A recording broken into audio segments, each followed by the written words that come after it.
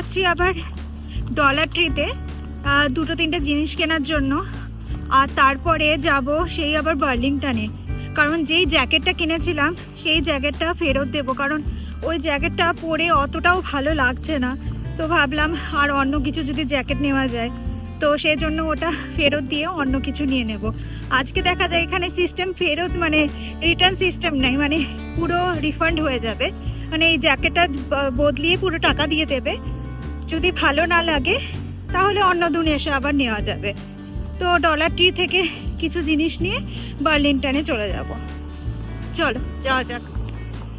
এই যে চলেই আসলাম ডলার ট্রির কাছে। সব বরফগুলো চাইগুলো জমে আছে, দেখুন সব মাথার ওপর সব চাইগুলো জমে আছে। এখন আস্তে আস্তে রোদ উঠবে আর গলে যাবে।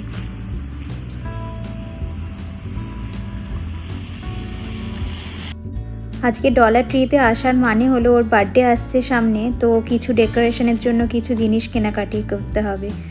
বাট আমার হাজব্যান্ডকে নিয়ে আসেনি, কারণ এইসব জিনিসগুলো ও অত পছন্দ করে না, তাই কিনতে দেবে না। এগুলো আমারই শখ, তো আমি সাজাবো আমার বাড়িতে ওর বার্থডের জন্য, তাই একাই চলে এসেছি কিছু টুকটাক কেনাকাটির জন্য।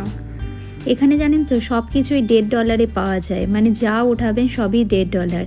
মানে ইন্ডিয়াতে যেরকম হরেক মাল 50 টাকা বা 100 টাকায় বিক্রি হয় সেরকম। বাট লাস্ট অবধি বার্গেনিং করতে করতে আমার বরের কল এলো যে ও বাড়ি ফিরে আসছে তাড়াতাড়ি, তো চাবি আমার কাছে, তাই আমাকে ফিরে যেতে হচ্ছে এখন। তো ঘরে এসে আমি ভাবলাম যে 3টে পিস লেগ পিস আছে চিকেনের, তো বিরিয়ানি বানিয়ে নেওয়া যাক।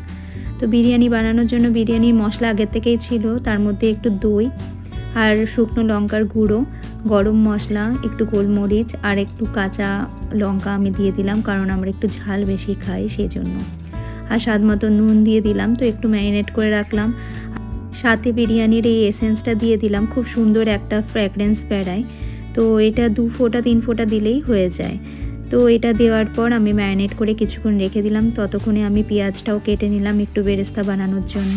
প্রায় 40 মিনিটসের মতো ম্যারিনেট করে রেখেছিলাম। তারপর এবার আমি মাংসগুলো এবার কষিয়ে নেব। বেশি ঝোল ঝোল রাখবো না, মানে জল আর অ্যাড করবো না, মাংস থেকে যা জল বেরোবে তার মধ্যে। আর একটু গরম মশলা যখন হয়ে আসছিলো অ্যাড করে দিলাম, আর একটু বেরেস্তা এর মধ্যেই অ্যাড করে দিলাম। এবার একটুখানি নাড়াচাড়া করে এবার একটু ঢাকা দিয়ে দেব, দম আছে, এটা আস্তে আস্তে সেদ্ধ হতে থাকবে। তার মাঝখানে আলুগুলো দিয়ে দিলাম, আলুগুলো আমি একটু ভেজে উঠিয়ে রেখেছিলাম। তো এর মধ্যেই আবার আলুগুলো দিয়ে আবার ঢাকনা দিয়ে কিছুক্ষণ রেখে দিলাম। দেখুন পুরোটাই হয়ে এসছে, প্রায় একদম তেল ছেড়ে দিয়েছে। এবার আমি এক সাইডে অলরেডি আমার ভাত বসানো হয়ে গিয়েছিল, তো আমি এগুলো একটু ভালো করে নাড়াচাড়া করে এরপরে আমি দিয়ে দেব ভাতটা। কলকাতাতে বিরিয়ানির এত অপশান, বাড়ির পাশেই বিরিয়ানি পাওয়া যায়, কিন্তু এখানে বিরিয়ানি খেতে গেলে ঘরেই রান্না করে নিতে হয়, কারণ না অনেক দূরে দূরে আমাদের ইন্ডিয়ান রেস্টুরেন্ট। তো ইতিমধ্যে আমি ভাতটাও দিয়ে দিলাম, আর তার মধ্যে একটু বিরিয়ানির মশলা আর বিরিয়ানি এসেন্স এই এটা দিয়ে দিলাম লিকুইডটা, সাথে একটু ঘি, বেরেস্তা আর ধনেপাতা ছিটিয়ে দিলাম। আমি দুধের মধ্যে কেশর মিশিয়ে দিই না, কারণ আমাদের মারা বলেন যে দুধ আর মাংস একসাথে করতে হয় না, তার জন্য আমি ওই জিনিসটা অ্যাভয়েড করি। আর দেখুন কত সুন্দর দমে বসিয়ে দিয়েছিলাম 20 মিনিটের জন্য, সুন্দর বিরিয়ানি হলো। তো আজকে চলে যাচ্ছি কস্কোতে, কারণ এর আগে আপনাদের কস্কোটা দেখানো হয়নি। কস্কো অনেক বড় মার্কেট, তো এখানে অনেক কিছুই ডিসকাউন্টে পাওয়া যায়, বাট দামও অনেক আছে, তার মধ্যেই খুঁজে নিতে হয়। তো আজকে স্পেশালি এসছি আমার হাজব্যান্ডের কিছু কেনাকাটির জন্য, কারণ সামনেই আমি বলেছিলাম ওর বার্থডে আসছে। তো আমি ওকে বললাম চলো তুমি নিজের মতো পছন্দ করে নাও, আজকে আমি দেব তোমাকে, তো তোমার যা যা ইচ্ছে তুমি পছন্দ করে তুমি দেখে নাও। তার মধ্যেই এই রিক্লাইনার এই চেয়ারগুলো দেখলাম, এগুলো এত সুন্দর লাগছে না, পুরো এত মানে সব রকমভাবে টেস্ট করে বেশ ভালো আরামদায়ক চেয়ারগুলো। তার মাঝখানে আমি এই একটা বডি পিলো নিয়ে নিলাম। তো বডি পিলো আমাদের দুজনারই খুব দরকার হয় মাঝে মাঝেই, তো এটা একটা নিয়ে নিলাম এই কালারটা। আর দামটাও বেশি ছিল না, $15 মতো ছিল। আর সাথেই পাশাপাশি রাখা ছিল বেড কভার, পিলো। সাথে চলে এলাম এবার ওর জ্যাকেট দেখার জন্য। তো ওর এই জ্যাকেটটা পছন্দ হলো, এই জ্যাকেটটা দেখতেও ভালো, আরেকটা কালারও ছিল কিন্তু ওই কালারটা ওর সাইজের ছিল না। কোনটার থেকে? ওটা একটু শক্ত। কোনটা এইটা? ভালোই লাগছে। এর কালারটাও ঠিক আছে।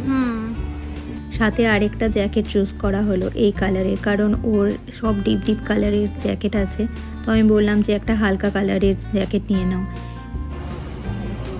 আমার মনে হয় এইটাই ফিটিংসটা বেটার লাগছে। এর ফিটিংস বেটার। তুমি পরে বুঝবে। হ্যাঁ, ফিটিংস এটা বেটার।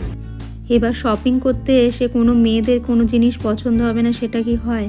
তো তা করতে করতে আমার এই গ্যাপের এই টি শার্টটা পছন্দ হয়ে গেল, তো আমি নিয়ে নিলাম। আর এখানে দেখুন, এখানে এরা কোনো প্লাস্টিক বা কোনো ব্যাগ দেয় না। যদি নিয়ে যেতে হয় এই কার্টুনের মধ্যে ডাম্প করে নিয়ে যেতে হবে। এটা একটা খুব মুশকিল কস্টকোতে, নিজের একটা নিজস্ব ব্যাগ আনতে হবে। কেনাকাটি সব কমপ্লিট। আজকে স্পেশালি আমার বরের জন্যই কেনা হলো, কারণ আমার বরের বার্থডে আসছে সামনে। তো বরেরই সব কিছু মার্কেটিং করা হলো আজকে। তো এখন যাওয়া হবে রেস্টুরেন্টে। তো আমার তো প্রচণ্ড খিদে লেগে গেছে, তো এখন পেট পুজো করা হবে। ইতিমধ্যে আমরা গাড়িটাও বুক করে দিয়েছিলাম, গাড়ি চলেও এসছে।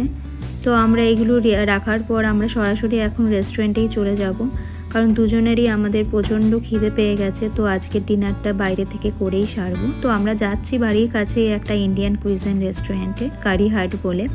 এটাতে কোনোদিন আসা হয়নি, এটা অতটাও ফেমাস না। কি অর্ডার দিলে?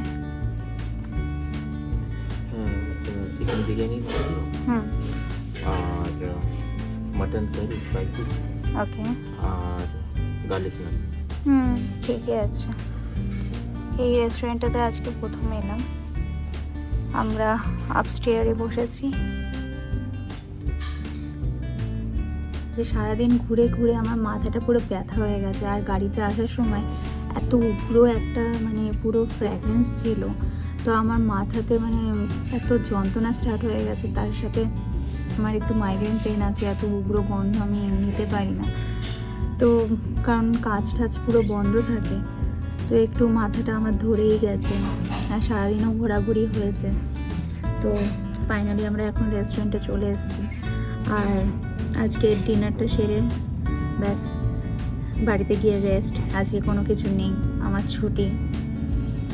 তো কর্তামশায়ের তো কালকে তো ছুটি আছে, রবিবার এখানটায়। তো চলো এখানকার খাবার কীরকম দেখাচ্ছি। হলো chicken biryani, right? Chicken biryani with raita, mutton curry, তার সাথে এখানকার হলো বাসমতি রাইস। এখানে এটা কমপ্লিমেন্টারি থাকে, যদি কোনো কারি নেওয়া হয় তো তার সাথে এই বাসমতি রাইস কমপ্লিমেন্টারি থাকে। আর হলো গার্লিক নান। তো নাও আমার বর তো একদম রেডি, আমিও রেডি। এখন স্টার্ট করা যাক, চলো।